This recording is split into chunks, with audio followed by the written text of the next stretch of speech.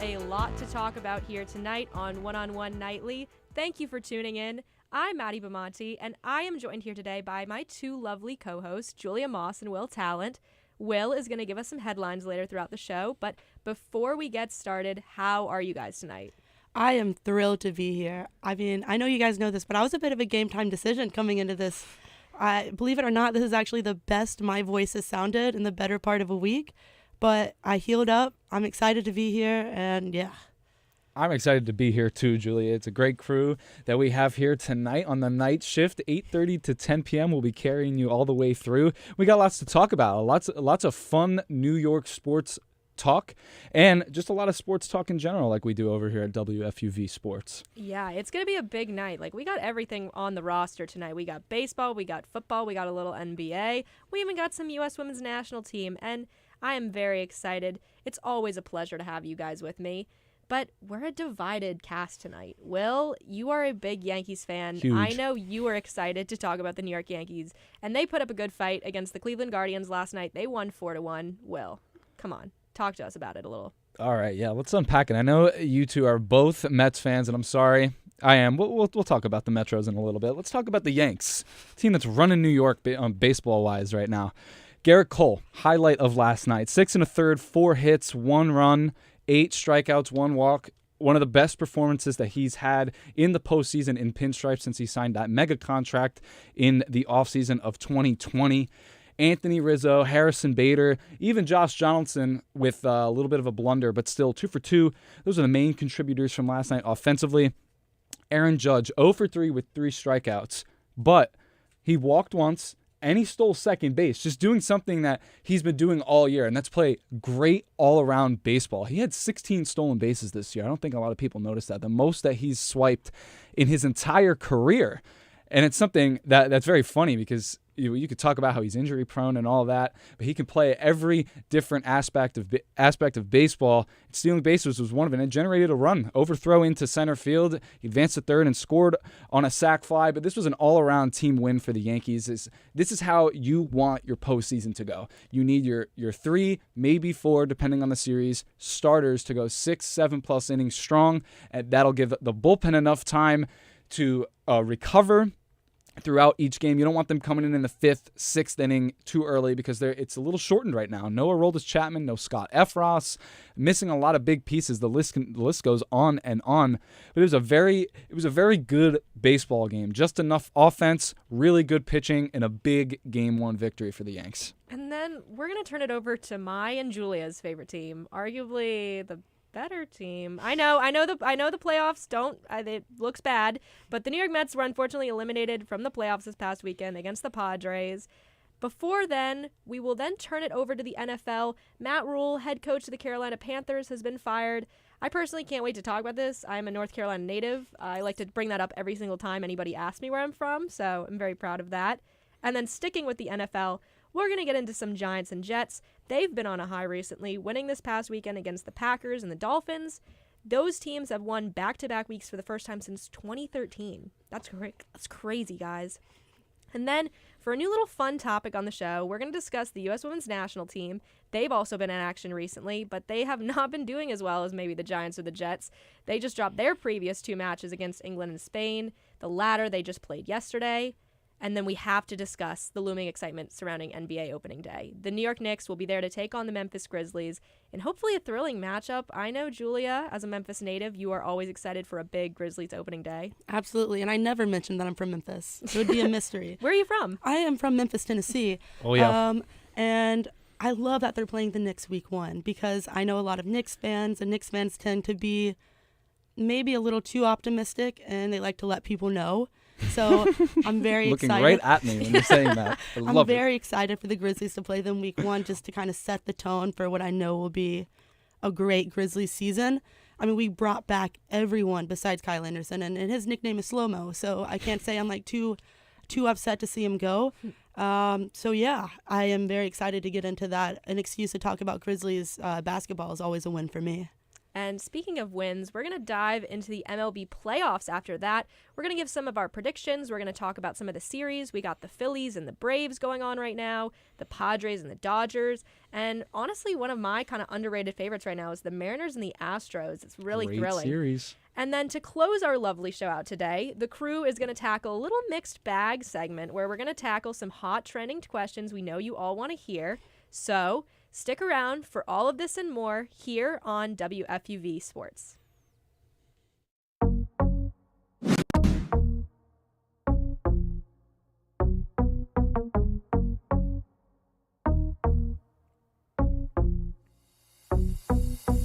Hey everyone, it's Ryan Gregware, beat reporter on the New York Yankees for WFUV Sports. You can find all my coverage on our social media platforms, including post-game reports, special features, and everything Yankees. WFUV Sports, your home for New York Yankees coverage all season long.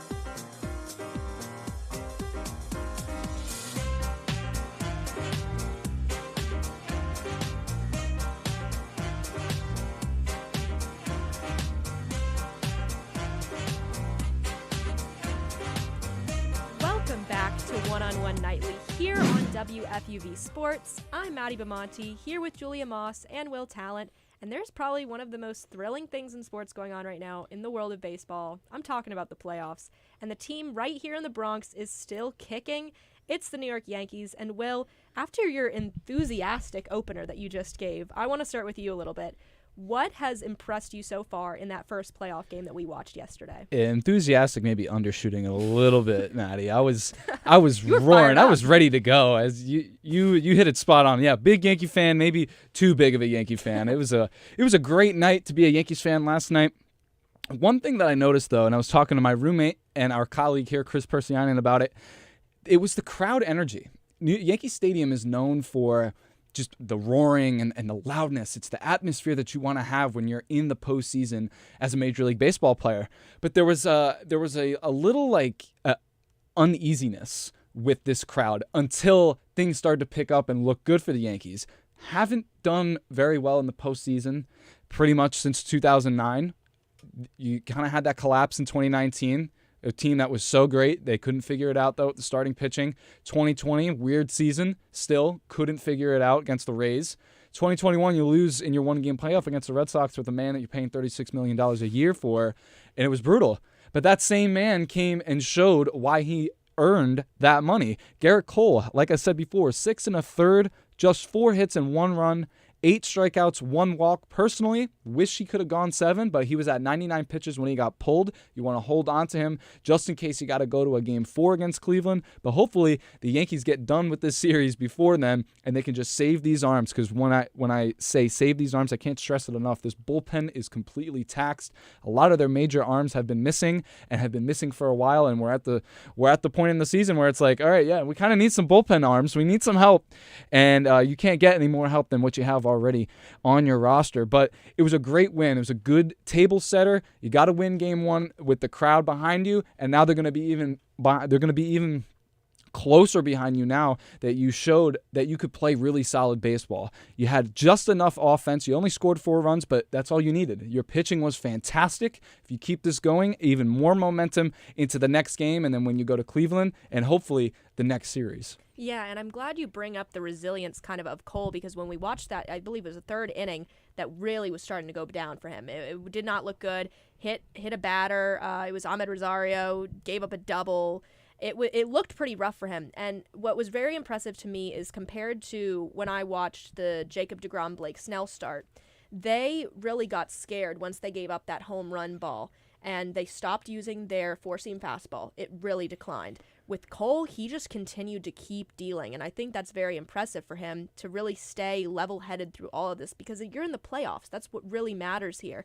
And finally, the offense started to warm up a little bit too, because the one thing you have is if you have good pitching, you need good hitting to back it up. And he got it last night, and that was really important. Harrison Bader, like you mentioned in the opener, fantastic for the Yankees. Absolutely great addition for them. Jose Trevino was also there, gave in a run for IKF, who to me was not as great. Terrible. Terrible. He was terrible. Yeah, we'll get into him too. And then Anthony Rizzo, as good as always, another great addition for them this year, bringing home Aaron Judge. But yeah, it all ties back to me, in my opinion, with Cole really as the savior of this game. Yeah, I'm not going to lie. It must be very nice to be a Yankees fan right now. I can't say I'm not jealous because I definitely am. But, I mean, you guys prove a really good point. Garrett Cole proving that he can live up to big games. I know that's been a question for him coming in to this series. And, I mean, and he had the chance to blow it, and he didn't. He showed he was resilient, and he pitched really, really well. And, you know, you need that for this game because next game, Bieber's going to be pitching, so it's going to be a lot harder to get a win.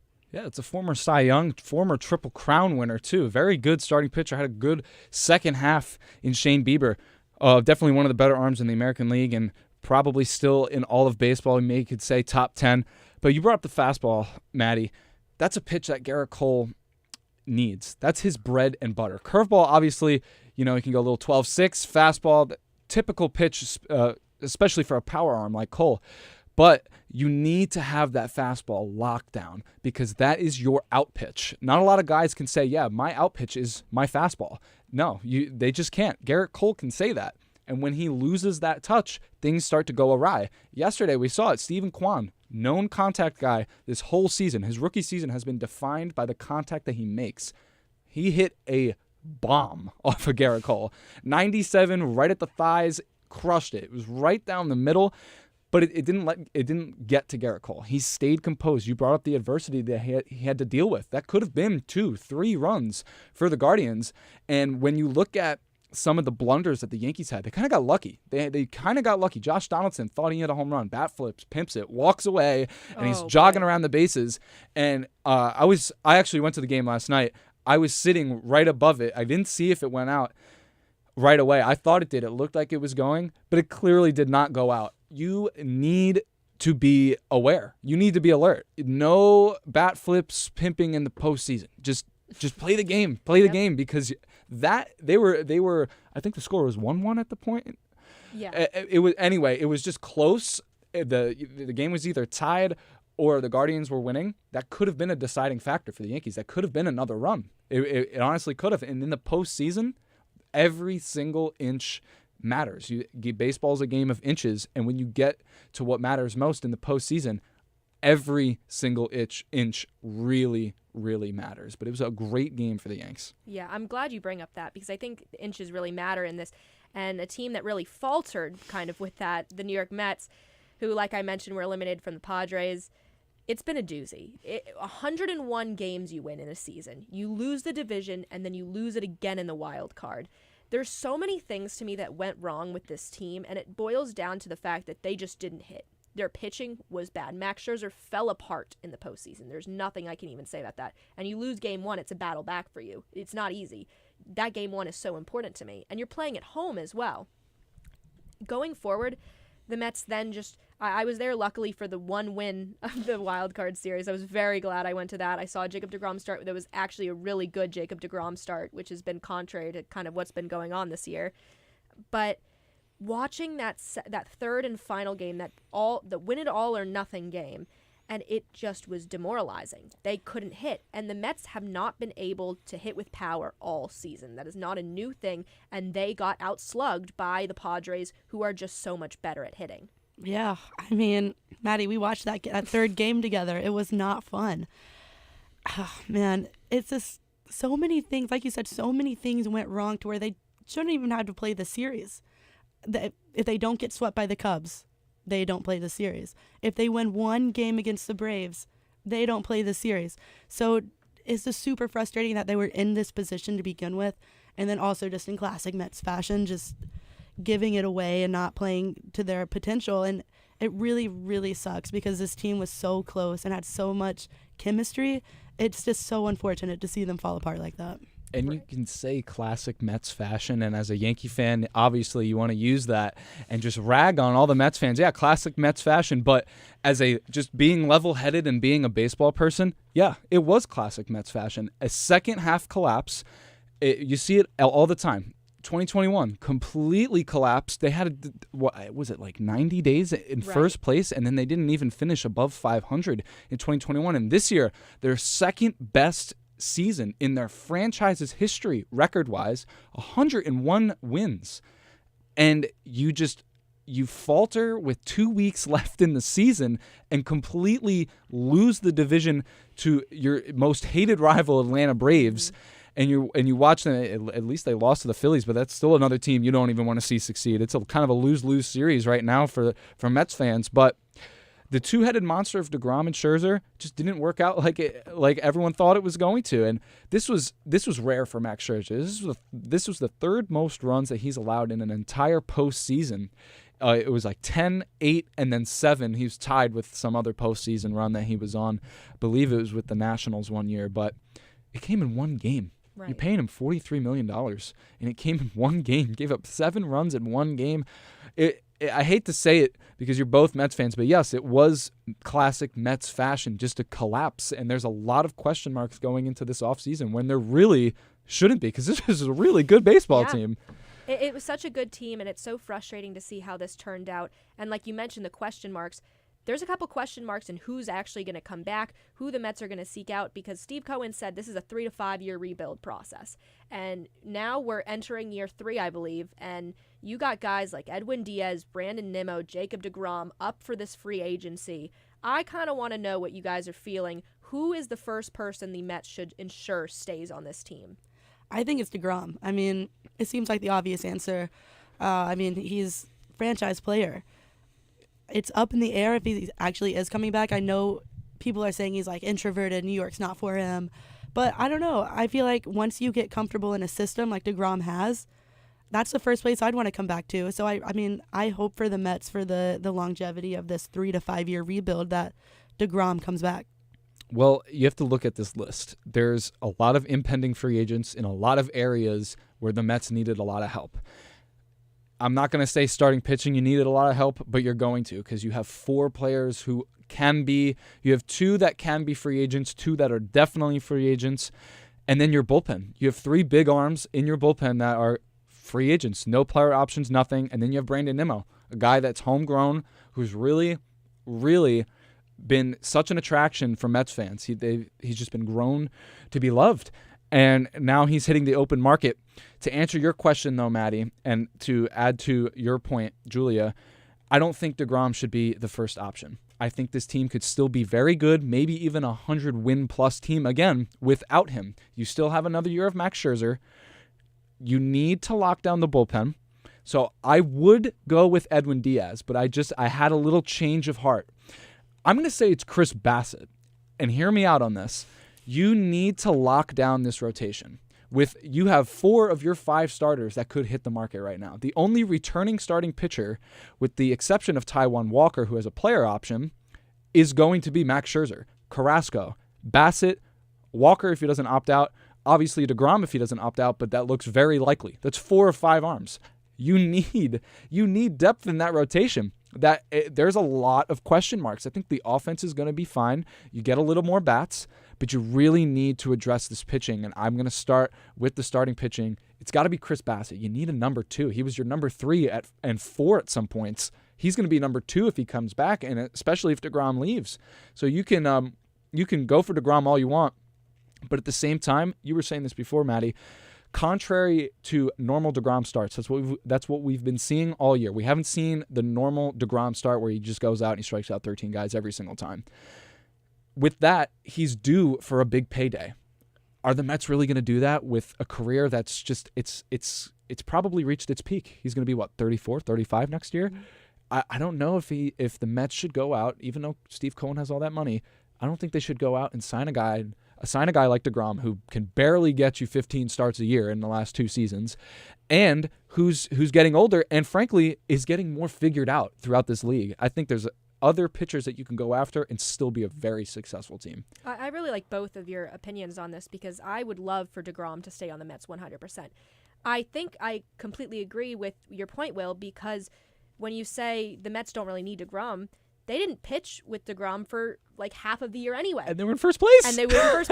So for me, I think Edwin Diaz is that number one guy that you have to lock down because you've seen the real transformation of Edwin Diaz as a reliever. He went from being fantastic with Seattle to coming here, collapsing. And then he has rebuilt himself over and over and over again to become the guy he is today.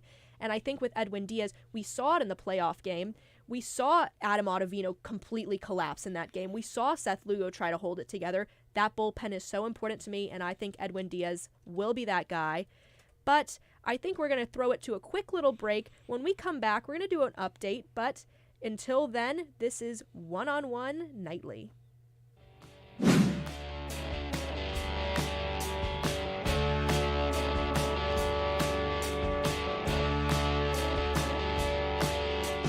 Brian Gregory here, joined with Michael Calamari and Andrew Galata, 3 of your hosts for Nosebleeds, WFUV's only baseball podcast. Tune in every week as we recap the latest from the Bronx and Queens, as well as news from around the MLB. You can listen to Nosebleeds on Apple, Spotify, WFUVsports.org, or wherever you get your podcasts. Take a trip around the bases all season long with the Nosebleeds podcast on WFUV Sports.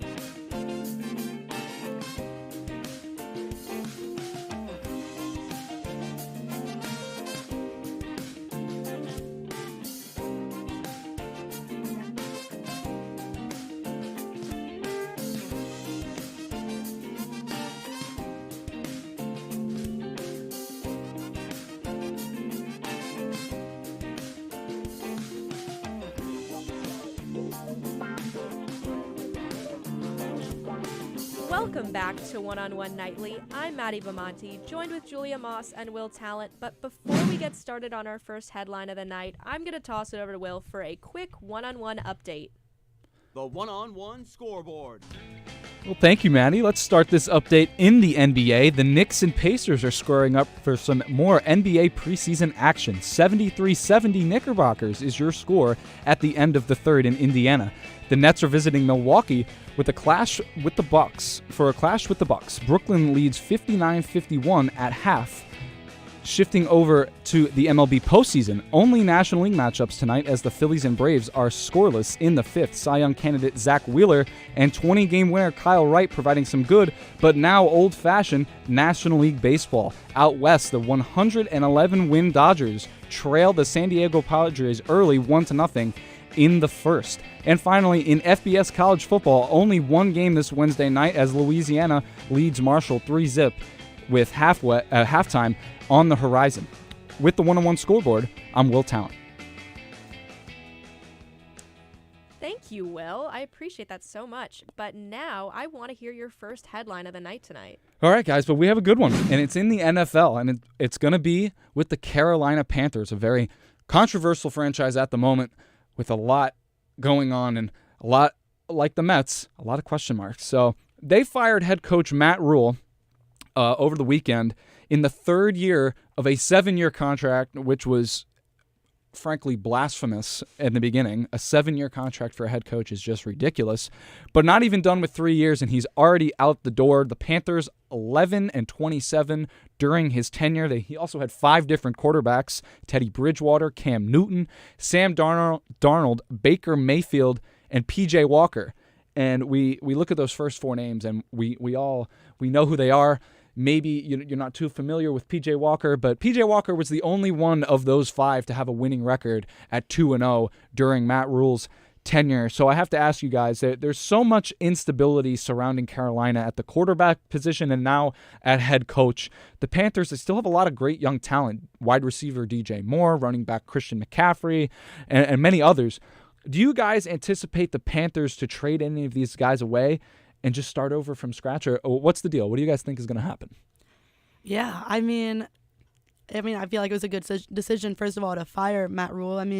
11-27, they said the reason they fired him is because they couldn't, quote, get over the hump. 11-27, yep, that sounds about right. That's a big hump. Yeah. And as far as trading away people, I don't know. If you look at their quarterback room right now, it's a room full of backups who are trying to be starters. So as far as trade value there, I'm not sure what they could get. I think right now with Baker Mayfield out, starting PJ Walker, like you said, 2-0, see what he can do. And just try and get something for Christian McCaffrey so he's not the only offensive weapon on this team. Right, and I heard a little bit of rumors about Christian McCaffrey maybe going to the Bills or somebody in that kind of sphere. But I also agree. I think this is a good firing. I just don't think Matt Rule has been the guy for the Panthers, and I think it stems back to the fact that he was a college coach that they hired for the NFL, and I think that was just a weird science experiment that it just obviously failed. I think there's a huge difference between college football and the NFL that Matt Rule just didn't quite understand. I think the 7 years was absolutely ridiculous, coming off of a team that just went to the Super Bowl a couple of years ago but hasn't really done anything since. The franchise has not done anything since the early 2000s in terms of making real headway. So I think this team really needs a shakeup, and I honestly don't know if they should start from scratch. It kind of looks to me like they really should, because nothing has been productive with this team at all. Yeah, when you think of starting from scratch, I feel like they're at scratch right now. You could say that. Yeah. They have nothing to work with now. Exactly. So I don't think you have to dig up your team from the bottom up, because there's really nothing there. And their interim coach as well, Steve Wilkes. He was former Cardinals coach, also went 3-13 in his only season because he was fired directly after. The future of this team is not looking very great, and also hiring a college quarterback into the NFL, historically bad. Urban Meyer, Nick Saban, list goes on. So giving a college head coach 7 years and that much money, he's owed $40 million now, so clearly did not work. Yeah, that was the other thing. He's getting paid $834,000 a month for the next 4 years to not even be anything for this franchise. He's owed $40 million. It was like a $60+ million contract over 7 years. Just absolutely ridiculous. Maddie, you said it. He came from college, and he came from Temple to start. Did well there, and then he went to Baylor. Good program. Built it up, made it a much better, but it just never works. It never works. I guess you could say Pete Carroll was fine from USC to Seattle, but you guys just named off a bunch of names that are just this is why you don't do that. And then when you give him one of the biggest contracts for a coach in the NFL's history, it just is never a recipe for success. This team is god-awful. They're bottom half, and honestly, bottom half doesn't do it justice. They are bottom of the barrel in almost every statistical category, offensively and defensively. It's just atrocious. There's not much going for this franchise. The only thing that you can really do is trade Christian McCaffrey and pray to the Lord that you don't mess up that trade. You got to get a good package out of it so you can have somewhat of a future. Right now, there's just nothing. You can kind of say Baker Mayfield is something, but even he's a project. You got him from the Browns, who didn't want him. He was going to be a backup. And now you have DJ Moore, who will most likely be in a trade either individually or with Christian McCaffrey. His days in Carolina are numbered as well. So this franchise has a lot to do. I guess if you want to look at it in more of a positive light, getting rid of him now, not the worst case scenario, even though you're going to have to deal with this firing for the next 4 years. It's maybe not the worst thing in the world, because now you can just tank this year, get a good pick, hopefully get a good talent that you can put on either side of the ball, because you need both, and just start it over.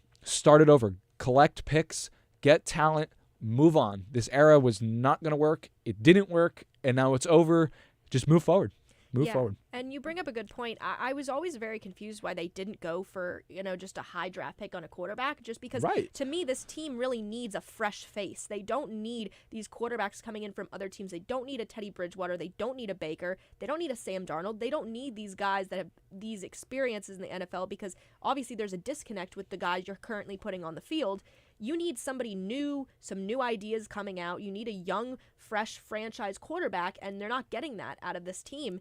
And so it really scares me going forward, because I want to be a Panthers fan. I want to support my home state team so bad. I'm literally going to a game in December. I have to brave Bank of America in the freezing cold to watch the Panthers probably lose. But I'm there because I just really hope Carolina can turn it around. And right now, owing some guy $40 million for the next 4 years is ridiculous. I can't get over why this was even a decision in the first place. I don't know what ownership was even thinking, but man, this is just a mess. Yep, this is a mess. A perfect way to just describe. Who are the Panthers playing the week you're going? They're playing the Steelers. Nice. They could win that. They could possibly win that. This team is so bad, though, Julia. But I don't know. The Steelers are bad, too. They're bad, Yeah, but they're the not Panthers are Panthers real bad. The Panthers are real bad. And something that the Panthers are doing, just cycling through quarterbacks who have some experience, but not they're not doing well with that experience. I don't understand the strategy behind that. I mean, you see someone like the Colts doing that as well. It doesn't work for them. It didn't work for the Panthers. I guess my last comment on this is I don't understand the strategy as a GM, and it's failed in the past. I don't know why people are just recycling mediocre quarterbacks and betting on them having a career resurgence. Yeah, it's absolutely ridiculous to think that Baker Mayfield was going to be our guy this year and he was going to lead them. I was really excited to see that Baker Mayfield first start against the Browns, and that just did not go well at all. And that was just a real gut punch. Oh man, we got the guy. He's ready to do his revenge tour. I was liking so many revenge tour tweets. Didn't go anywhere. Not happening for us. And that was really kind of upsetting. And like we mentioned, you can only hope the Carolina Panthers get a good package for Christian McCaffrey, because who else do they have at this point that they can really give away that's worthwhile? Just nobody. No one. This team, you said it best too, Maddie. There's no reason they should be recycling these quarterbacks that their original teams just didn't want. They didn't want them. Start fresh, get a new quarterback. This year, you could have done that, but Kenny Pickett and Malik Willis, Titans. that's your guy. That's your guy. So, but honestly, kind of a weaker class for a franchise like the Panthers. Do you really want to take a risk on that? Probably not.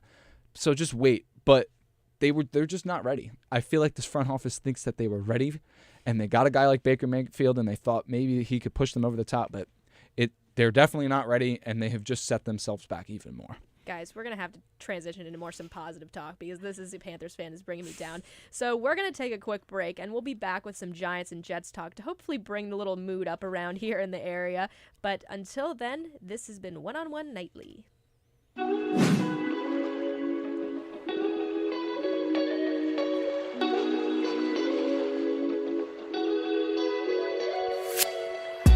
Keenan Troy here, with Nick Guzman. and we're responsible for keeping everyone in the loop with the world of soccer, breaking it down weekly on FUVFC. From the international stage to the domestic leagues, myself and Keenan focus on key storylines, the week's biggest matchups, and everything that the beautiful game has to offer. Maddie B. Monte, Michael Hernandez, and James Burley also lend a hand as we keep our finger on the pulse of the United States men's national team, as well as the build-up to the 2022 Qatar World Cup. You don't want to miss it. FUVFC is a production of WFUV Sports.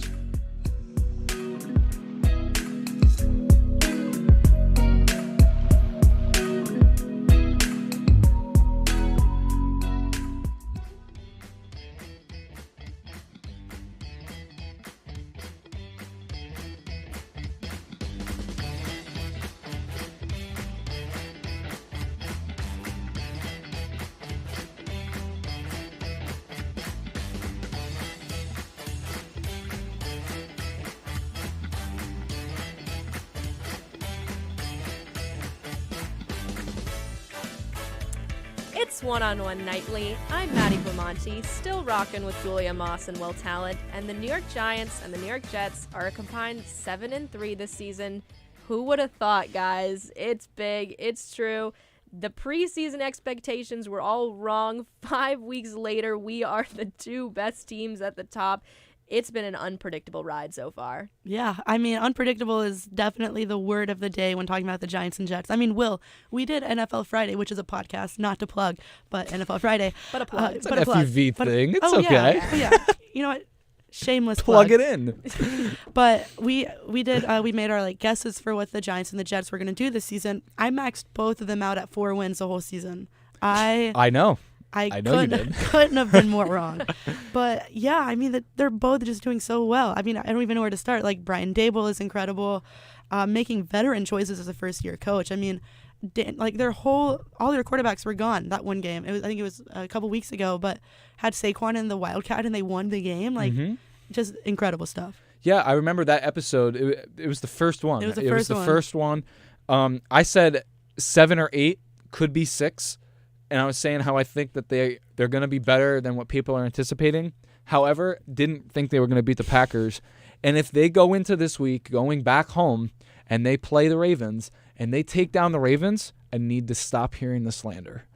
I need to stop hearing this team is fraudulent. They're not doing anything. If they can take down Lamar Jackson and the big bad top 10 team in the league, Baltimore Ravens, I need to stop hearing the slander about the Giants, because if this game is won, the rest of the schedule, until the bye at least, very favorable. This team could be very, very fun to watch for weeks to come. If they lose, the schedule's still the same, so they could go 4-2 after the end of this week and still finish the bye with a really strong record. This team is turning a lot of heads, and they're not getting the credit yet, but like I said, wait for this week. Watch how they play, even if they lose.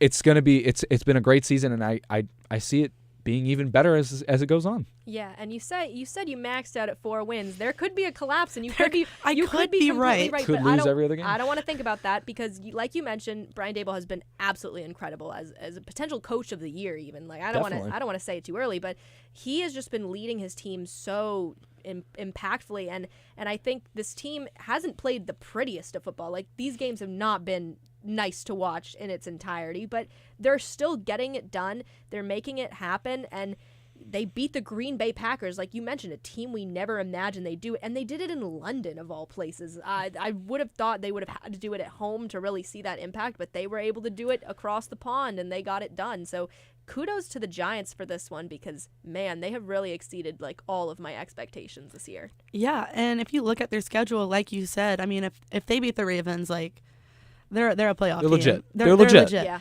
And the narrative of worst 4-1 team ever, that's gonna go away, because if they can beat. Also have Lamar Jackson on my fantasy team. I really hope that I need him to step up too. Yeah, he needs to step it up. But not this week. You can take a week off. I can suffer a loss. I'm it's 2-3. 2-4 would be daunting. Oh, wow. Ooh, yeah. Yeah. But looking at the next games, Ravens, if they can, the whole narrative changes if they beat the Ravens. But let's say they lose. They play the Jaguars, Seahawks, Texans, and Lions. There's not a better schedule I think you can map out for a team. They could. I think they will lose one of those games, and it'll end up being a game that's they should have won that game. But say they do beat the Ravens, I see all of those games as very winnable. And this team could very easily be sitting with one loss in the middle of November. I don't think I've said that in my entire life. Maybe when they won the Super Bowl. Maybe. That's insane with this team. And to add to the Brian Dable thing, I feel like every time you look at a new head coach, you always look at the resume. Resume was there. Did some time in Alabama. Won a lot there. Did some time in New England. Won a lot there. Went to Buffalo. Didn't win, but was surrounded in that winning culture that they have since built up over the last 4 or 5 seasons. I'm done looking at that, because Joe Judge was an absolute disaster, and that's all I looked at when it came to this new coaching hire. Same deal. One in Alabama, one in New England, was awful in New York, now back with Bill Belichick. Dable, though, I was watching this video with Kayvon Thibodeau, who I've really, really enjoyed watching so far this season. I was so excited when they picked him, and he's played very well. He gets off. He can really shed blocks so well. He's very fun to watch. But he was saying one thing about Brian Dable that he really likes, and that just the team likes.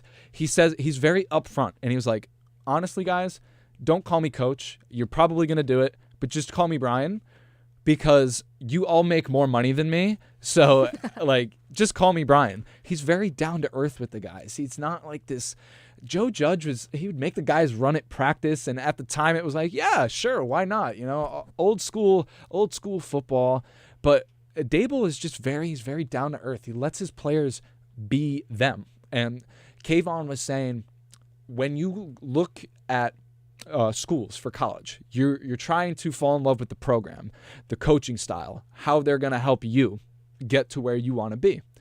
Same deal could go in the NFL. Is this where I want to play? Is this where I think I'm going to win? Is this where I'm going to get my money's worth? Brian Dable, by saying, just call me Brian because you make more money than me, he's there for these guys. He wants to win just as much as them, but he doesn't want to be above them. And I think that's why he just lets them play. He lets them play. And the coaching in general has been very good. Mike Kafka has been great. Wink Martindale has been great.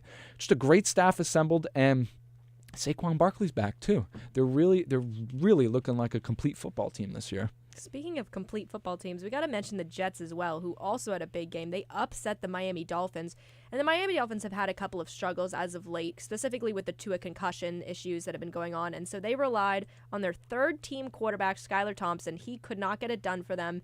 The Jets are now 3-2, and this is going interesting. Robert Saleh going out.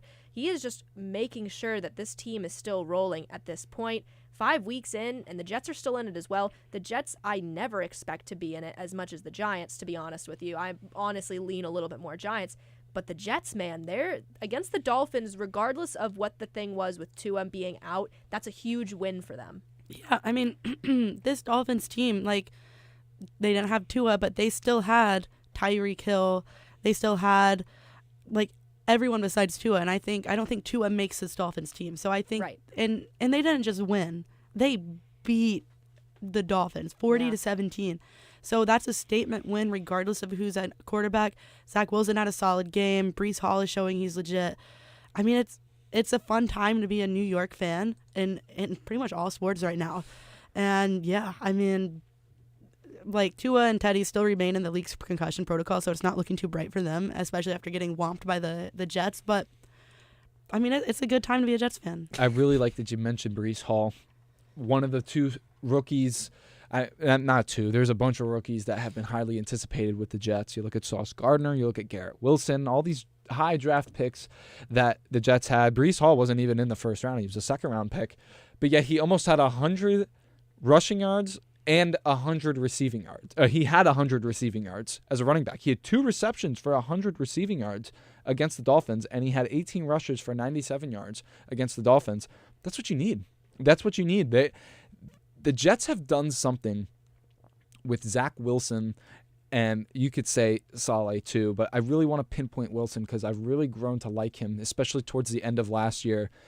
They have gotten guys that Wilson connects with. Garrett Wilson has been so great for the Jets. He's just another young guy that you've brought in and can really establish I don't know how to put it, but just a connection, I guess a raw connection with Zach Wilson, because it's the first NFL experience that he's getting. This is the first quarterback that he's getting in his second year. They're going to come up together. They're basically going to grow up as NFL football players together. And that, to me, is so cool. Instead of bringing in guys to help the rookie quarterback out. No, build something. And now you have a young back, too, in Breece Hall that will also carry the load for Zach Wilson. Zach Wilson, 14 for 21, 210 yards, no interceptions against the Dolphins. Great game. I'm really liking what I'm seeing out of Zach Wilson and this Jets team. Them and the Giants definitely making a lot of noise for the first time in pretty much forever for New York football. Yeah, I mean... Yeah, then I mean, what else can you say? I mean, starting out the season with Joe Flacco, you're looking at you're looking 3-2 with 2 or 3 weeks of Joe Flacco.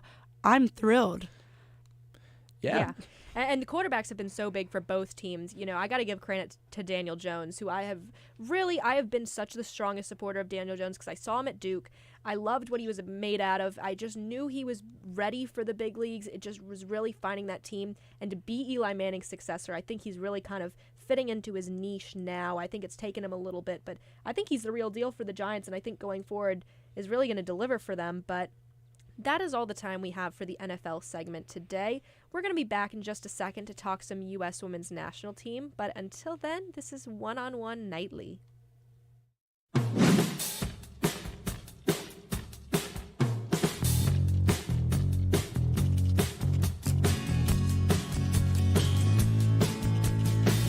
What's up, guys? I'm Julia Moss. And I'm Will Talent. And we're two of your hosts for one of WFUV's football podcasts, NFL Friday.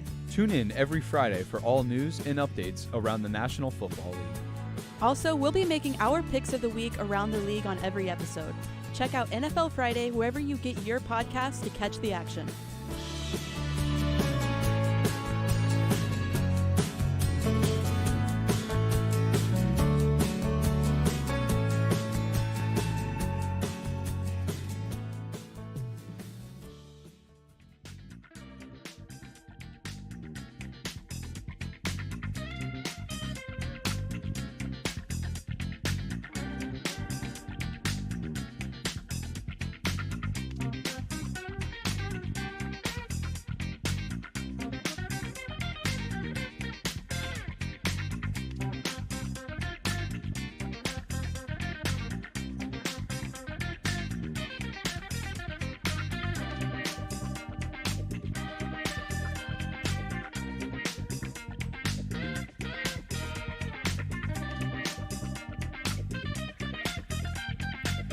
One-on-One Nightly is back. Maddie Bamonte here once again with Julia Moss, and we rarely talk about women's soccer, but today is a new day.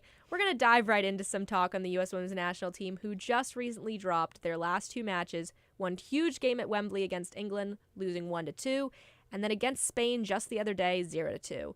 Julia, this team has just not looked the same recently. Yeah, I mean, first of all, I want to say how excited I am to be able to talk women's national team. I super wish it was under better circumstances.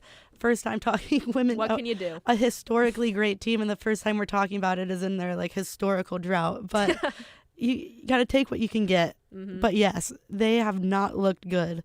Losing to England 2-1 and then losing to Spain 2-0, which I think it's important to note, Spain's team is not even Spain right now. 14 of their players straight up quit. They said, no, we are not playing under this head coach, and they did not report to camp. So instead of firing that coach, they were like, okay, we're just going to bring in 14 new players. So just to put it into context, the U.S. women's national team did not lose to Spain. They lost to Spain's junior varsity team. And this telling me that 2 years ago, I would have laughed in your face, because this is supposed to be a dominating country, and they haven't looked it.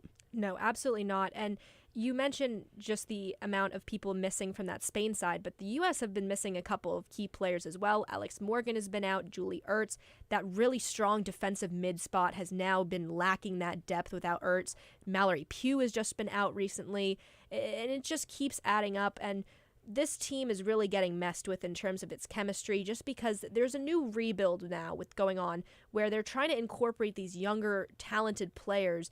You look at Trinity Rodman as just one example to try and weave into some new young feet in between people like Ertz or people like Sauerbrunn. And it really doesn't work when you keep swapping all of these players out. And I know the lineup stayed the same for both England and Spain, and I think that was a mistake. I think there was a couple bad moves on their part, specifically with Germa, who didn't get the start against Spain. I thought she was so solid at the center back position. Huerta was also not playing in that match. It's a real shame to see some of these really talented players not be in this lineup at this point. Absolutely, and it's kind of hard to keep up with what Vlatko was trying to do here, Vlatko Adanovsky, the head coach, because he's bringing in these new players to see what they can do, but then doesn't play them. So you bring in all of these fresh faces of the National Women's Soccer League and then leave them on the bench, and it's like, what was your point of bringing them? Why not just bring in these veteran players who haven't been on the national team in a while and see if veteran status works? Because right now, changing the lineup or bringing in new players every camp is not doing the job. Right. And you mentioned just, to me, the big factor for this team has just been the lack of offense. I think that top six has just really not connected very well. There's a disconnect. I think Rose Lavelle is doing all she can to really hold this team together, but she has really been the solid person in that attacking six. Megan Rapinoe, to me, has absolutely declined in these last two matches. As your main person who takes your corners, as the person who sets up all of these set pieces, You have to make sure that your corner kicks are just on point and getting in that box in the most dangerous spot. If you're not doing that, if you're missing that constantly, that's almost 50% of how you're going to score a goal. You're not going to score a goal against England on a breakaway. It's just not going to happen. Their defense is incredible. They are the Euro champions for a reason. They shut down the defense so easily, the offense so easily. And you just got to wonder, what is going on with this attacking six? Why is there no fresh faces in it? And I think it even becomes more clear when you look at that Spain match and you look at them playing a 5-back, and to play a 5-back is incredibly difficult if you want to run the ball just like the way the U.S. women want to do. Yeah, I mean, and another point to make is you look just 10 months from now, it's World Cup time. Less than a year, and we're dropping multiple games in a row. I mean, there's all kinds of stats that we, like, record-breaking negatively for the U.S. women's national team. It's been, several years since we've lost 2 games in a row, we were held scoreless in a few games that we're not used to doing. And you make a really good point about Megan Rapinoe not doing her job well. When you think of the U.S. women's national team, what usually comes to mind is the attacking and the midfield and not really the defense. So with that being said, you have to really take advantage of those opportunities to set your attacking players up. And Megan Rapinoe's not doing that right now. I think one of the other cute things that we really picked up on is that these problems aren't new with this team. You go back all the way to the 2021 Olympics. They were shut out 3 times in 6 games. You fast forward to the CONCACAF tournament this summer.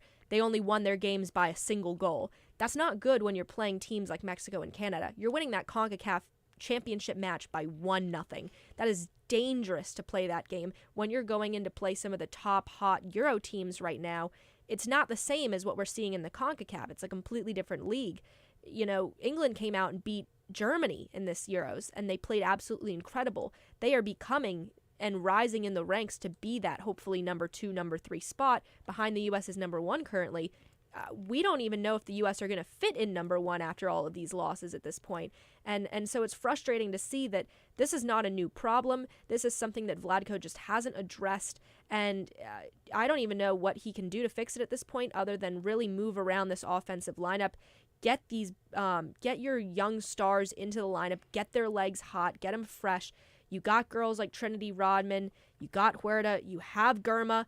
Let them play. You got to get them in this lineup. Exactly, and I think the one common denominator here is Vlatko not doing the best of his job. And I've been saying it since the Olympics because I was that person who was staying up till 4 a.m. to see these Olympic matches live, and I was upset frequently that I was ruining my sleep schedule to watch this because I'm watching this and I know as someone who doesn't study tactics, I'm like, this isn't right. And the common denominator here, Jill Ellis's run, She won tournaments, and Vlatko hasn't fit into that role very naturally. And I think it's something that needs to be addressed before we go into real World Cup time because it's not working right now. We are losing. We're not playing well. We're not scoring a lot. And that's not something we're used to. And bold take, Laura Harvey, head coach of OL Reign in the National Women's Soccer League. She wins everywhere. I have been saying this for so long. I don't know why she wasn't hired before. I don't know why she's not head coach now, but I really, really think they could benefit from a change. And I think, too, there's a real big chemistry issue on this team. And that goes back to what Carly Lloyd said in her exit, where she said there was a big disconnect on this team. And I think that is still transitioned now. You have these older players that still think they're guaranteed all of this playing time when they're not really performing.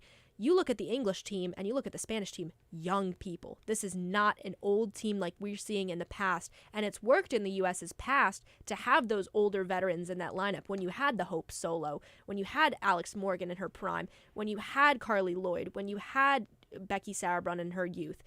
Now you see these players that are entering into their 30s and you're playing against 17-year-olds now.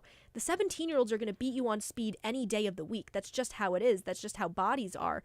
And really with this team, there is a chemistry. Vlatko has not addressed it, and I think going forward that has to be a primary concern alongside that offensive and maybe even, like you mentioned, finding a new coach at this point because it's not really looking good for them heading into these next couple matches where they play Germany.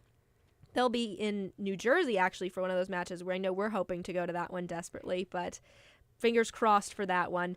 But that will kind of do it for our U.S. women's national team talk today. It's definitely been a thriller. I love talking about soccer. We're both soccer players from our past. Indeed. So that was Perfect definitely way to say it. I know. I was really trying to struggle through that one. But thank you for listening to this segment. We'll be back in just a second for some opening day NBA.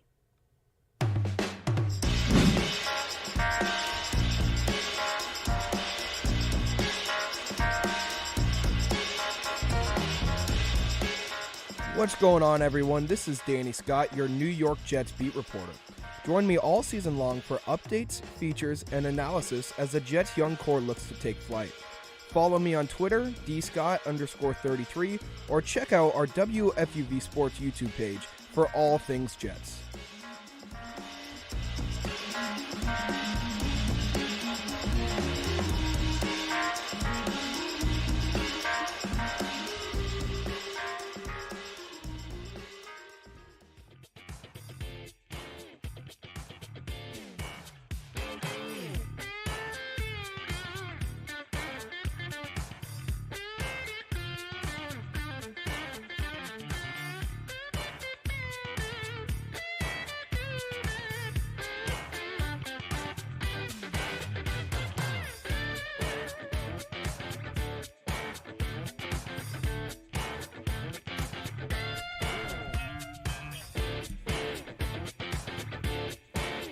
Once again, welcome back into One-on-One Nightly.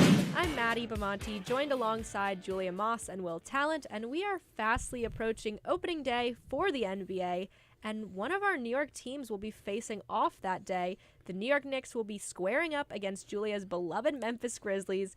Guys, this looks to be a stellar matchup for opening day. Yes. Oh my gosh. And I mean, just getting right into the rosters here. I mean, the Knicks really, they bought all in on Jalen Brunson, and I've talked about this man so much in the past few months, more than if he's on any other team. I'm never mentioning this guy's name.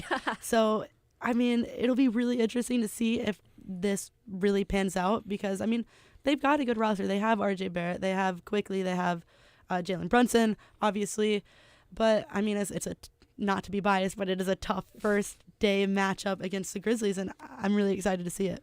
Yeah, me too. I'm a huge Knicks fan, not as big as my roommate Chris Persianen, but I'm excited for Jalen Brunson. Jalen, a big addition. They haven't had a bona fide point guard in quite some time, and he's a young guard. He's a guard that can live up to this contract and maybe even make it look like a team-friendly contract if he ends up developing like most guards usually. No, I can't say most guards, but like some guards usually do. Could be a very, very solid addition for the Knicks. Like I said, something that they've needed. They haven't had in a long time. And I'm very excited for the Knicks this season. Should definitely be taking a step forward. If not, a big red flag. And once again, we're going to have to see some turnover and some change, something that has been completely and totally prevalent my entire life as a Knicks fan. So Yeah, not to harp on Jalen Brunson even more from what we've heard in the offseason, but he made his debut, and he was really kind of killing it. Like, I am more excited. I was very skeptical about the whole thing at first, going all in. Watching that NBA draft was quite literally one of the worst things in the world. I'm sure you imagine, like, as a Knicks fan, it was very weird to watch. It was a weird year. It was. The whole thing. You say the draft, the season, it was just weird. It was just not it completely underwhelming from the season before. Looked great. They were a playoff team. They were a 4 seed. Didn't do too well, obviously, because they couldn't shoot threes. They went to address that. They did. Definitely improved, but they took a big hit on defense, and that really hit them. You get rid of Reggie Bullock, who's a 3-and-D kind of guy. You get a guy like Evan Fournier, who is not a 3-and-D guy, who is strictly a 3 guy, but so much better offensively than having Reggie Bullock out there. But like I said, it did come back to bite the Knicks. They were not as sharp defensively as they were in years prior. This year, they got to shake things up. RJ Barrett finally came into his own this last season, and hopefully looking to make an all-star case this season with his new extension now. There's a lot on the line here for the Knicks. What are they going to do with Julius Randle? You bring back Mitchell Robinson. You extend RJ Barrett. You bring in, hopefully, your guard for the future. What else is there to be done? I don't know. We'll have to wait and see. One thing for the Knicks this year, though, that it needs to happen. Because if it doesn't happen, this team is not going to be successful. You need to play your young guys. Emmanuel quickly goes out there. Obi Toppin goes out there. These are homegrown guys. They're young. You drafted them. They were great finds by the front office and Leon Rose, and yet Tom Thibodeau doesn't play them. He doesn't play them, and when they play, they're great and they win games. But he would favor the veteran guys too much, and then ultimately misutilizing them, like Alec Burks. Can't even say that he misutilized Kemba Walker because he didn't show up at all. He showed up very, very sparingly, you could say. So it was just a complete dumpster fire last year. And this year, things are different. There's not as many veteran guys. There are enough veterans, though, where you don't have to use the Tom Thibodeau excuse of, we got to play these guys. But there's enough to influence these younger guys and help them push forward and take that next step. Yeah, and you bring up the not playing the younger guys, and I noticed that especially when Cam Reddish kind of stepped onto the scene for the team, who I thought could do great things with RJ Barrett, both having that Duke connection. That was the perfect kind of atmosphere you needed for these two guys to come in, two young dudes. And he just doesn't play him. And you got to be scratching your head thinking, well, why isn't he playing? What's going on here? And Cam Reddish has still said he just has never adapted. And I think that all stems back to the fact that he was not played at all by Thibodeau early on when he joined the Knicks. And that's a consistent problem with them, like you mentioned. And going forward, you got to see if these young guys are getting out there, because when you brought Brunson onto this team, Brunson killed it in his opening preseason game. He's 16 points, 7 for 9, 5 assists. Like, that's what you want from this guy that you're paying ridiculously amounts of money to, and you go through all this effort to get. But you got to play the young guys with him. But I do want to get a little insight onto the Grizzlies side. So what kind of are we going to expect from this Grizzlies lineup when we see him on opening day? 2 words: Ja Morant. That's your boy, Julia. That is your boy. That is he is him also. I mean, wow. I said it. I mean, he's the future of this franchise. But I think what's most important also is he is going to get his points, but the role players are also going to find theirs as well. And I think that's super important. Say what you will about the Grizzlies performing better without Ja Morant. I mean, they still performed well with him, and he's still a game changer. He's still an all-star, all of the above.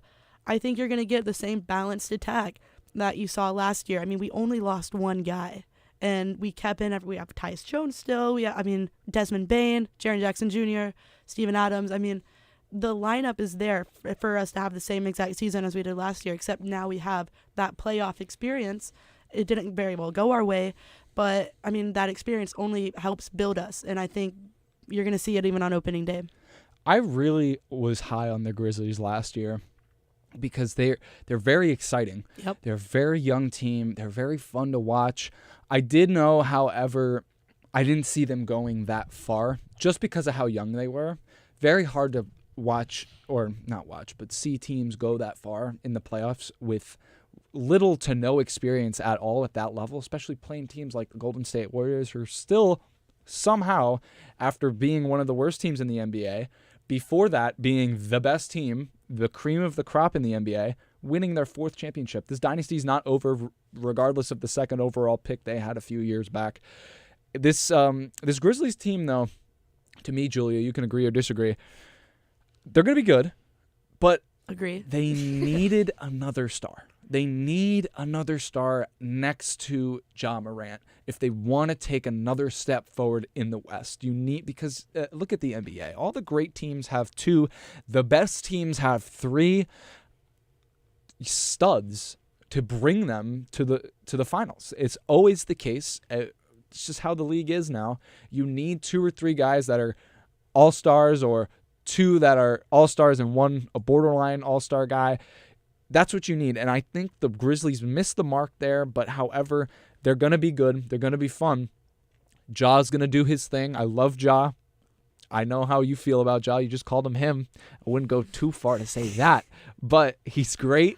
He's a great player. He's a great talent. Just a great core around him to just elevate this team. Give me one more star, and this team is easily a top 3, maybe top 2 team in the West. Yeah, I mean, I agree with that. The only slight disagreement, I think that with Jaren Jackson Jr., I think if he develops, he can he can plug into that next star role. He could be. He definitely could. That's the Definitely one. could. That's the one small disagreement I have. But I was a little upset we didn't go after someone in off season. But hey, I mean, we still have a great team. Maybe a better term, a bona fide star. Yeah. Because Like a Jaren Drew Jackson Holiday, has something like something. You need a bona fide star. Jaren Jackson has that potential. Very good forward. I think he's a great player. Him and John Morant, it's a good duo to have. Both very young. You're going to watch them blossom into these star players that we're calling them right now. Ja maybe already at that level.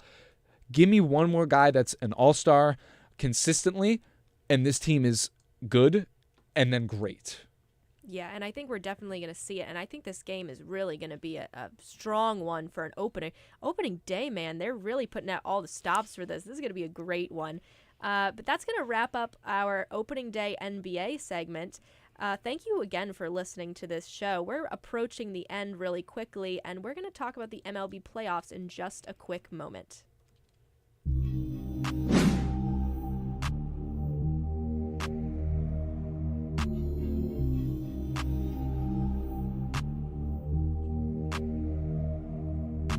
What's going on, guys? Bridge Gotham here, your New York Giants beat reporter for WFUV Sports. Be on the lookout for weekly reports and game recaps on WFUV's YouTube channel. We'll be covering the action all season long. Feel free to follow me on Twitter at BGBridge for updates throughout the games. For all things Big Blue, stay tuned all season long.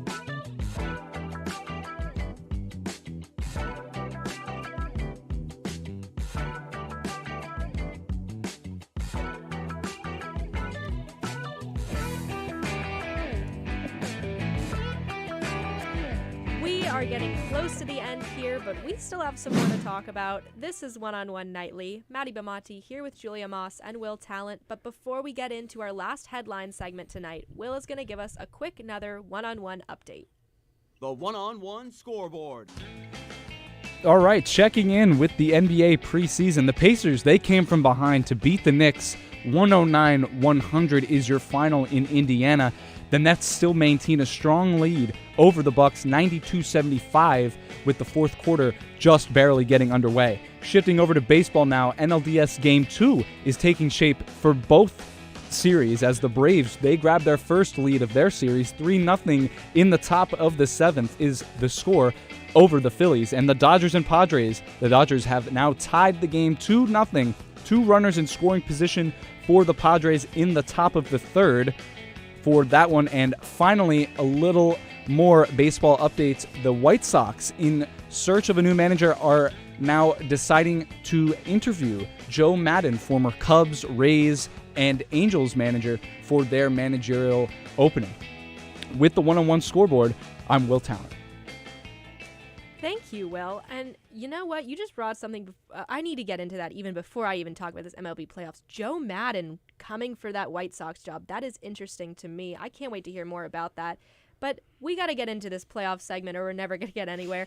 We talked about it a little bit earlier, but we got to shine some light on the rest of the MLB playoffs. It's my favorite time of year. So let's talk about one of the 2 National League series going on right now, the Phillies and the Braves. They're now undergoing their second game. And the Phillies surprisingly taking that game 1. And to be honest with you, I had the Phillies taking that first wild card series against the Cardinals. They were hot, and they had such a great offense that really had me thinking this team can beat the Cardinals. This team can go decently far. And I'm honestly, as a Mets fan, I'm hoping the Phillies take this one. Yeah, the Phillies are dogs here. They're underdogs. They all season long they've been in that 3rd, 4th place area, just kind of anticipated, but they were able to get over the hump and make the playoffs for the first time in like 10 or 11 years. I think it was 11 years, actually. It's been a long time. First time since their last real era with Chase Utley and Ryan Howard, Doc Holliday, all these names that brought them a championship, with the exception of the late Roy Halladay in 2008, and then brought them back to the World Series in 2009, which they lost to the Yankees in. But this team is good. This team has great offense, something that they were known for going into this year. But the question was, how consistent was this offense going to be? Because the pitching was kind of lacking from the beginning. With Aaron Nola and Zach Wheeler, that's what they've needed, and that's what they've gotten. Zach Wheeler, great season, definitely a top 5 Cy Young candidate, in my opinion, in the National League. Aaron Nola could fall under the same umbrella, maybe not top 5, but still a tremendous year. However, down 3-0 right now to Atlanta. This is a series that I see the Braves winning. I had the Braves originally before that first game in 4. Now I think it's going to go 5. And they shelled their ace. They shelled Max Fried. That was unbelievable. Max Fried hadn't looked that bad, in my opinion, all year long until when the lights shine the brightest in the postseason.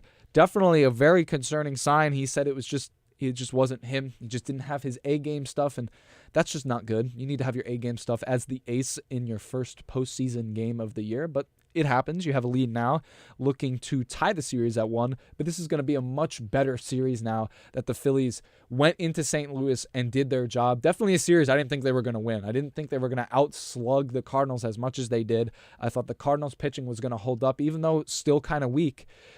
They found a way to get the job done in St. Louis on the road. Still haven't played a home playoff game and already have 3 postseason wins.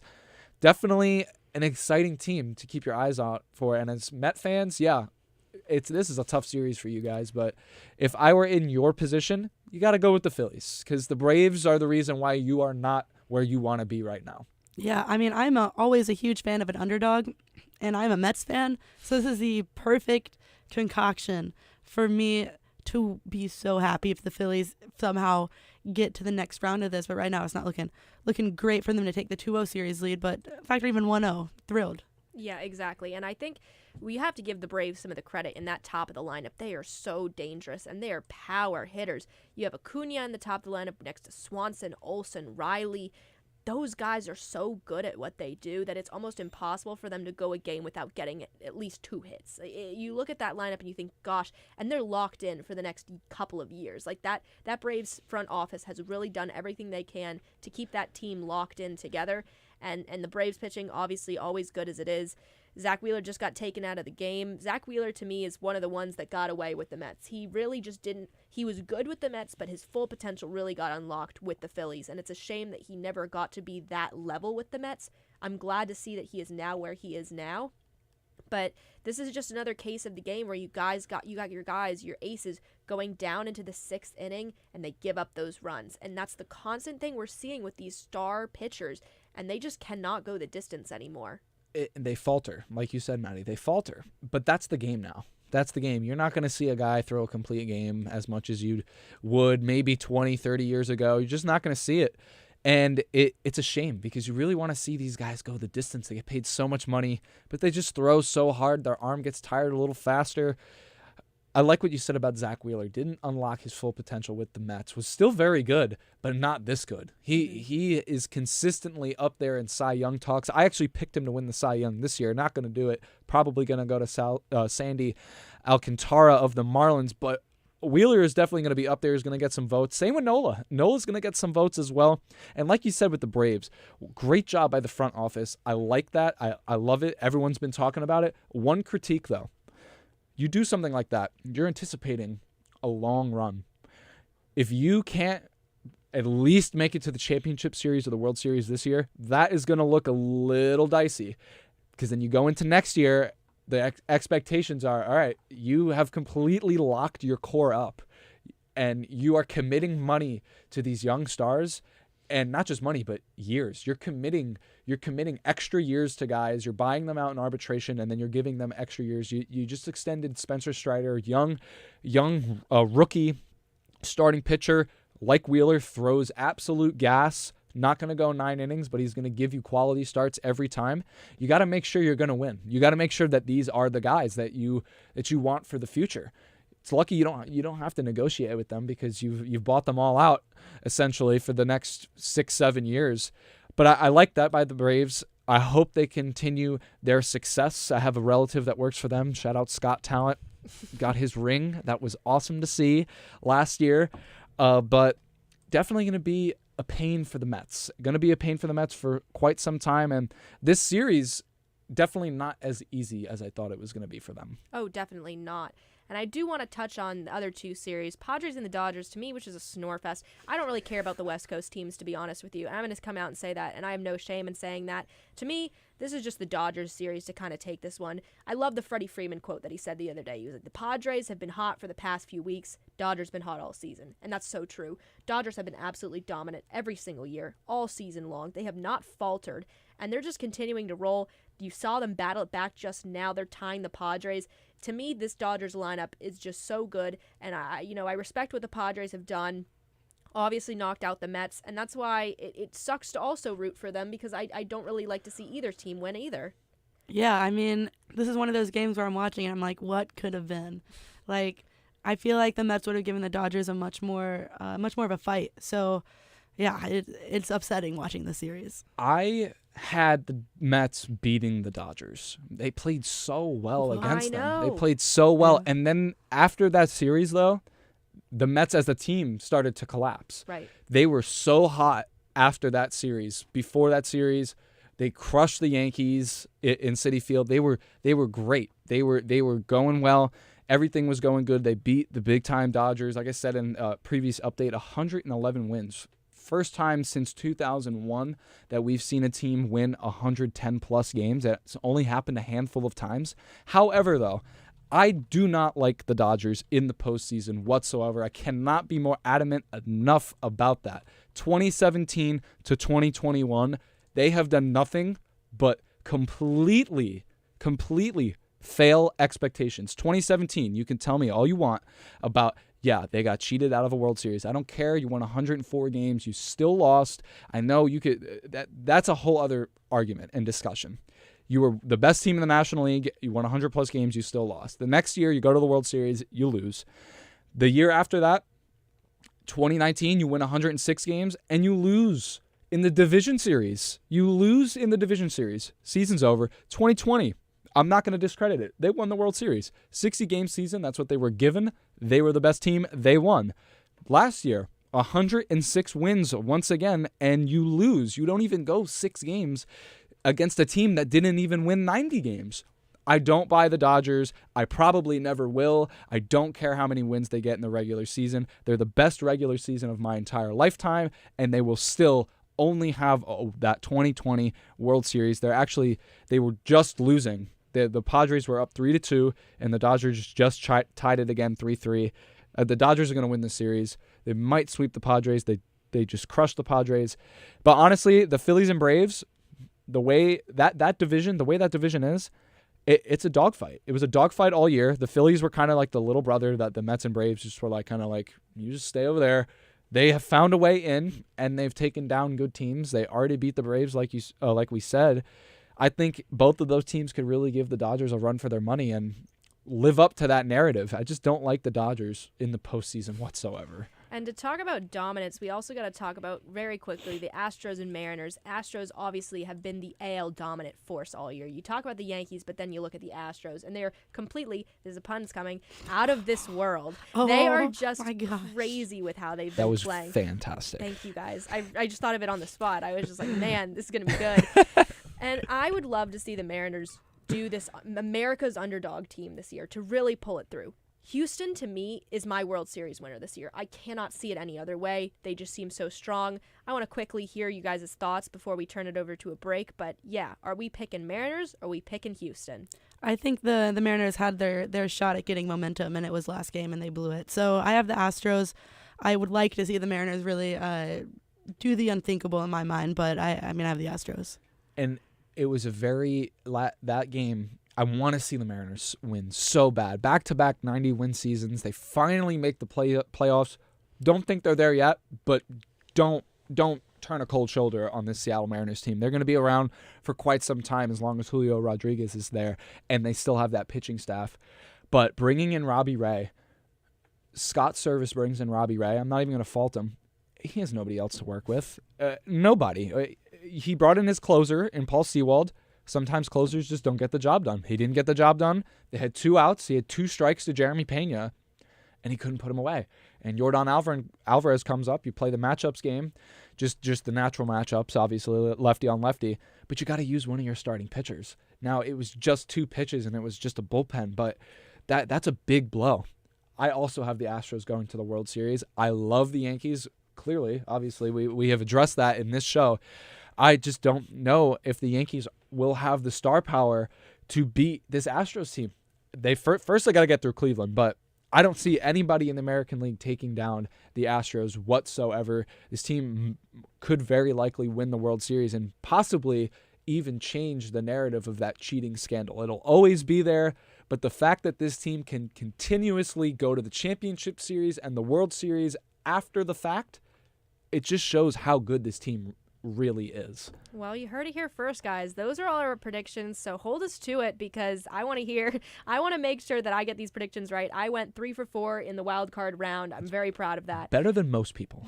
Shockingly.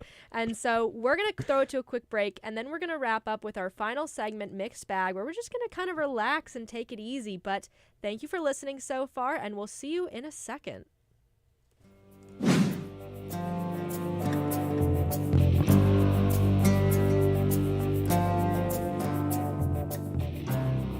Hey everybody, I'm Colin Loughran. And I'm Tyler Mooney. And we're your 2 main hosts for WFUV Sports NHL podcast 5 on 3. Here on 5 on 3, we will talk everything Rangers, Islanders, and Devils. We'll have all the news from around the NHL and keep you updated on the chase for the Stanley Cup.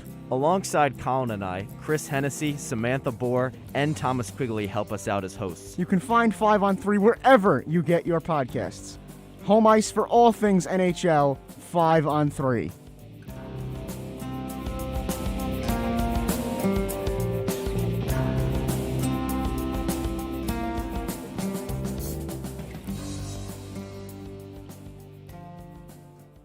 Well, guys, we are at the end of the road here on One Nightly tonight, and we're going to wrap it up with a little mixed bag segment. I have a hat here with a couple of questions written by our little live studio audience in the back going on right now. And so I'm going to pick up the first question, and we're going to see. We have not seen these before. We have not seen these. These are all brand new questions. So that we're going to get our honest reactions here. This is a perfect question for this time of year. What is the worst Halloween candy? Wow. Man. That's a tough one. You know what? I'll start because as somebody who doesn't like candy really at all anyway, I'm going to say that the worst Halloween candy has to be the little candy corn. No. I don't. Yeah, no. I'm going to come out the gate and say it. Candy corn is aesthetically pleasing, but other than that, tastes just like chalk. There is nothing else you can say about that. It is just like waxy chalk. I mean, you're just wrong, but it's okay. I mean, I'll go next. Not a huge fan of Snickers. That's wow. You're clearly not you when you're hungry. I would have to go with, and I don't even dislike this candy. It's just the after effect that really just gets on my nerves. Milky Way.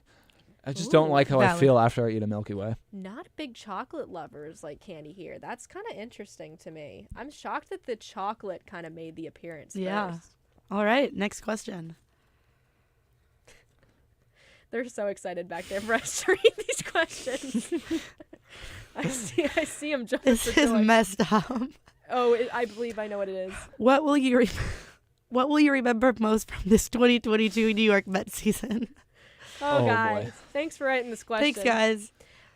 You know what? I'm going to remember one of the games I actually covered was the Eduardo Escobar game. I thought I was going to come into nosebleeds the next day, absolutely angry, pissed off, and just not having a good time. And Eduardo Escobar quite literally scores 5 runs for the New York Mets, and it was so electric to be there and see that, but not be able to cheer for your team. So I now can cheer about it now in the off season. That was probably one of my favorite times this season that I'm going to go with. Yeah, I'm a new Mets fan. So my first, when I was like, okay, I'm hooked to baseball, it wasn't that long ago. It was a couple weeks ago. It was extra innings. I remember because you were covering this game, and God, I can't even remember who. I think it was against the Marlins, and it was like a walk-off. I can't even remember what walk-off to win the game, and incredible. I was like, I love baseball. She loves a good walk-off. Love a good walk-off. This is going to be super unpopular, and you guys may not like me after this. Oh, gosh. no. But how exhausted Timmy Trumpet is. Oh, my goodness. I can't stand it anymore. I can't stand it. You I just think haven't he's been a there to great. see it. I know. I haven't seen it live, but it's just like, oh, my goodness. He comes in like the 7th or 8th inning, and he has to get like a 6-out, 7-out save. And it's over and over and over again. And now they're out. But I don't know. There was something about those Trumpets, maybe just because I'm a bitter Yankee fan. And I got the Enter Sandman with Mariano Rivera. Maybe it's just a little jealousy because I miss Mo. Yeah. Because Aroldis Chapman, I don't want to turn it on the Yankees. I don't want to turn this on the Yankees, but Aroldis Chapman is nothing like Mariano Rivera. Growing up watching every single game, every 9th inning just be lights out, and I can just sit on my couch and be like, this game is over. I can't say the same now. So that smile is haunting. That grimace that happens is probably haunts the image in your mind as well as many other Yankees fans. It should never happen. It's like you just blew the game, and you're like, what are you doing, man? Whatever. His days are over with the Yankees. So, oh well. All right. Favorite animated movie? Ooh. Lot to pick from. Classic. Well, not classic like time-wise, but Despicable Me. That's a great answer. Honestly, that's a really good answer. Thank you.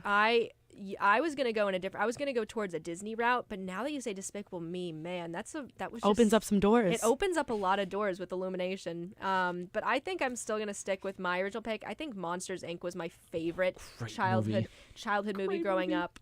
It definitely to me outdid Finding Nemo. Finding Nemo is a little too depressing. That's like a a rainy fall day movie. When Monsters Inc. I can put on and just get a nice little laugh on one day, just like the movie intends. So. Yeah. I think I was also Boo for Halloween one year. I think that worked out, so that's really why it's going to take that one for me. I'm going to stick with the Disney route. My favorite all-time childhood Disney movie, Cars the movie. Another great pick. 3 great picks. Great movie. You know what? Honestly, I want to change my pick to Cars after hearing that because Cars is such an exceptional movie. The soundtrack. Just the first one. Well, yeah. I mean, there's some highlights in like the second one that I kind of enjoyed, but as a whole, the first one, just speed. I am speed in the dark opening up. That's so cold. I love it. All right. Let's pick up this one. Ooh, this is going to be a tough question. Who is your least favorite athlete? Oh, wow. Oh, boy. Well, there's an easy answer on the table right now. No. There's an easy I'm not answer. going first anytime. There's an easy answer on the table. Somebody who just beat up a fan. Yeah. You can always go with that. You could pick that one.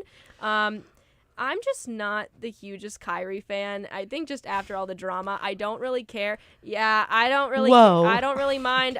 Kyrie to me is I'm over this, shenanigans now. He's fine for like what he is. He's a great player, but Kyrie, you're kind of teetering up there in my least favorite athletes. That, and also I was a huge A-Rod hater. I am not an A-Rod fan whatsoever. They're stunned. I've silenced them in the back. I can't hear what single word they're saying, but A-Rod, one of my least favorite Yankees. I got an answer. My least favorite athlete, does it have, not playing right now, right? I said A-Rod, so you can say whoever you want. Fair. Antonio Brown. Absolutely insane, unhinged. Fair.